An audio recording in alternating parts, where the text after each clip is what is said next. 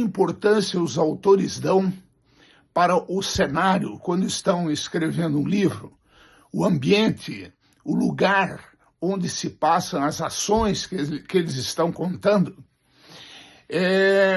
O cenário é tão importante quanto qualquer outro dos elementos da narrativa. Personagem, o enredo, né? O cenário tem também o seu papel fundamental.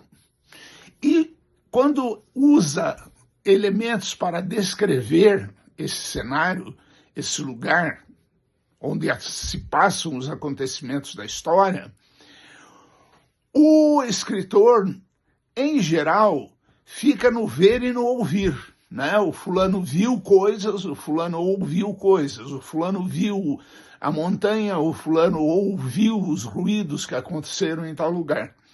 A primeira dica que o pessoal que ensina a arte criativa dá é que o esforço deve ser no sentido de usar todos os sentidos, né? Ver, ouvir, cheirar, o paladar, tocar, enfim, todos os sentidos devem estar presentes. Outra questão que me parece interessante é a questão das descrições longas, né, versus as descrições certeiras. Muitas vezes as descrições mais impactantes, que vão marcar a cabeça do leitor como aquilo que caracteriza o cenário onde as ações vão acontecer, elas são muito curtas. São talvez, às vezes, um detalhe marcando aquela posição, às vezes uma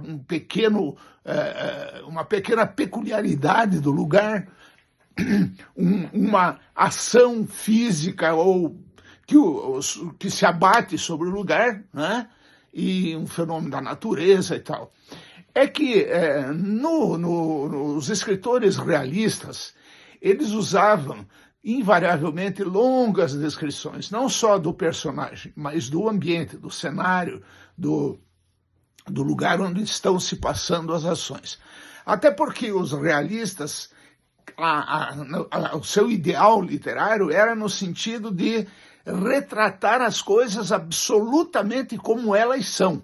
E, portanto, eles faziam esforço no sentido de grandes descrições. Hoje, a tendência não é esta. Mas o que se vê, por outro lado, muitas vezes, é negligenciar o tratamento do cenário como se ele não fosse um dos, entre aspas, personagens importantes da história que se está contando. Então, o cenário deve ser representado na narrativa com muito cuidado. Nada melhor do que alguns exemplos para ver os papéis que o cenário pode desempenhar e como muitas vezes uma ideia central é suficiente para caracterizá-lo. Por exemplo, a Clarice Lispector, né? Clarice Lispector, nós sabemos que é uma autora sempre muito de aprofundamento psicológico, né? Ela pega sempre a questão dos seus personagens, das suas histórias, pelo ângulo do aprofundamento psicológico. Aí ela descreve por exemplo, o quarto estava tão quieto que ela podia ouvir o próprio coração. Essa é uma frase bastante significativa para demonstrar como que era a questão do lugar onde está a personagem, mas não porque o quarto era isso, era aquilo, era chique, ou era pobre, não, mas porque o quarto era tão quieto que ela podia ouvir o próprio coração. Então, quer dizer, você vai salientar aqui o quarto como um espaço psicológico, né? E não como um espaço físico. O Dostoiévski, do nosso célebre, sempre lembrado exemplo do Crime e Castigo, pelo grande personagem que ali foi concebido, que é o Raskolnikov, né?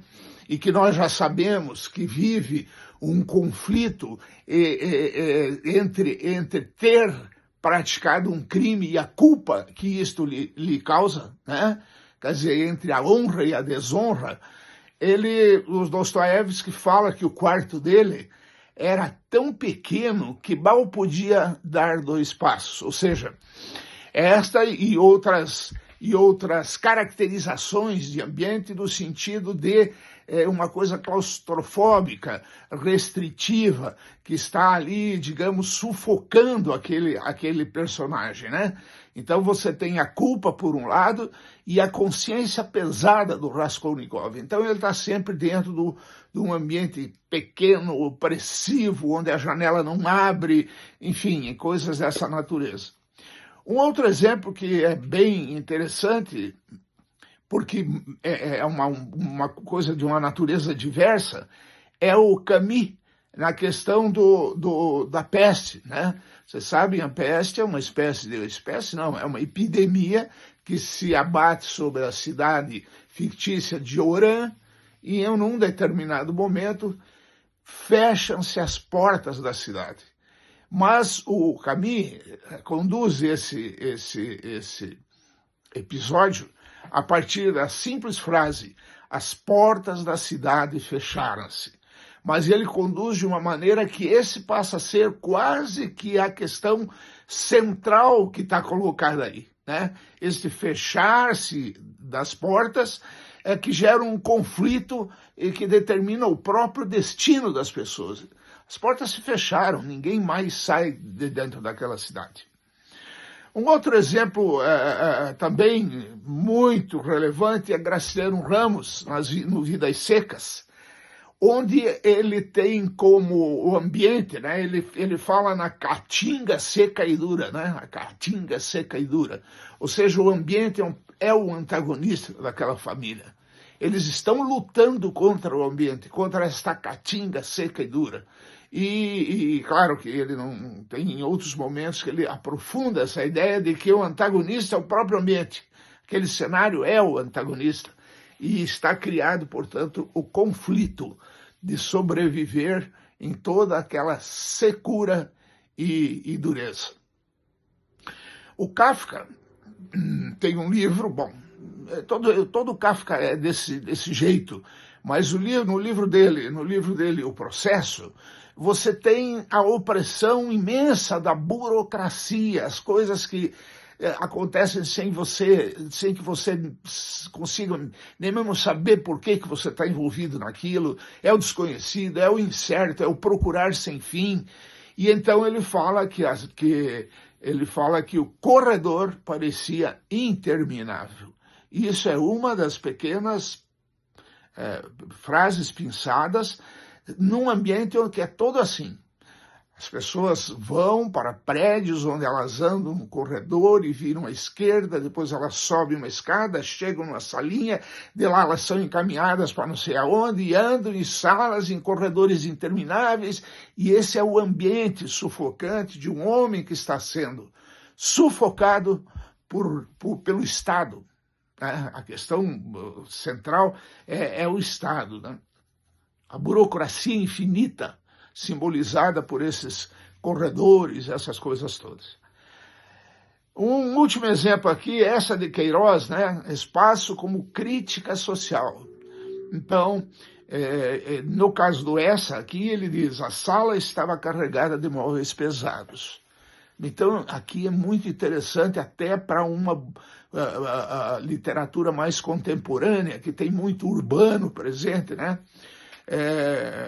Como é possível construir quase que um perfil de classe descrevendo uma sala de uma casa, ou descrevendo, ou como é possível caracterizar de maneira insofismável as diferenças sociais, descrevendo algum bairro muito pobre, alguma comunidade muito pobre versus um bairro muito rico dentro da cidade, para criar esses contrastes. Muito bem. A gente tem aqui um desafio, como em todas as outras questões relacionadas à literatura, o desafio de usar de maneira certeira a caracterização, a descrição, o tratamento que a gente vai dar ao ambiente, ao cenário, né? De modo a enriquecer a nossa potência na forma e no conteúdo daquilo que estamos dizendo.